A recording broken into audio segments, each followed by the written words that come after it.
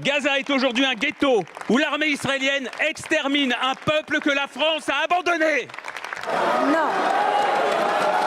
Mes chers collègues, je suspends 5 minutes la séance et je veux voir immédiatement l'ensemble des présidents de groupes présents à l'Assemblée nationale. Je vous attends tout de suite devant l'hémicycle.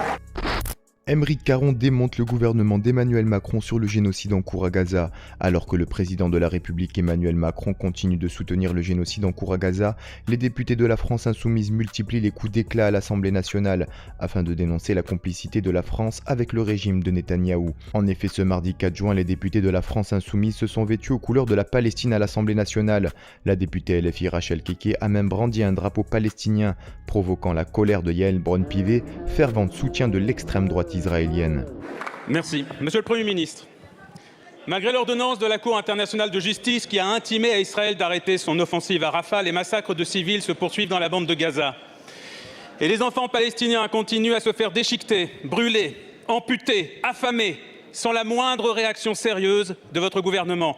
Je crois qu'il est utile de rappeler dans cette Assemblée le bilan officiel du génocide en cours à Gaza.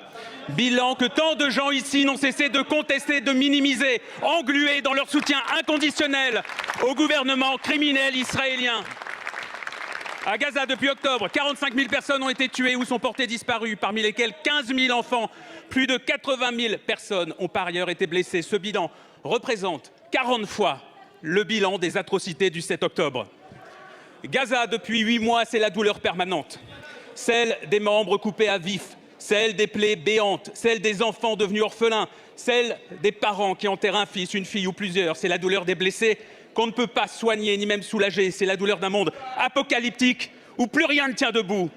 Gaza est aujourd'hui un ghetto où l'armée israélienne extermine un peuple que la France a abandonné. Alors je sais ce que vous allez me répondre, monsieur Attal. Vous allez me dire, mais bien sûr que si la France agit, la France réclame un cessez-le-feu, elle vote des résolutions à l'ONU et affirme même parfois son désaccord. Mais les mots vides d'efficacité ne suffisent plus.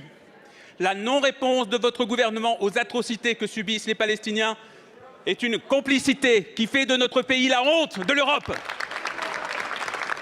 L'un des moyens d'action, c'est la reconnaissance de l'État palestinien. Mais le président dit que c'est encore trop tôt, qu'il ne faut pas se laisser dominer par l'émotion. Ma question est donc la suivante. Qu'est-ce que vous attendez exactement? Qu'il n'y ait plus de Palestiniens vivants qui puissent habiter cet État? Je vous remercie.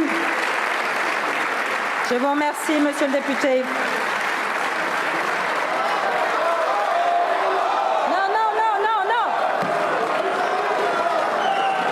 Non.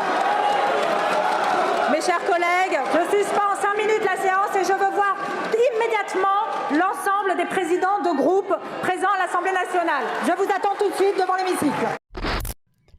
Et vous, que pensez-vous de ce nouveau coup d'éclat des députés de la France insoumise à l'Assemblée nationale? Donnez-nous votre avis en commentaire. En attendant, rejoignez-nous, soutenez l'information Break News.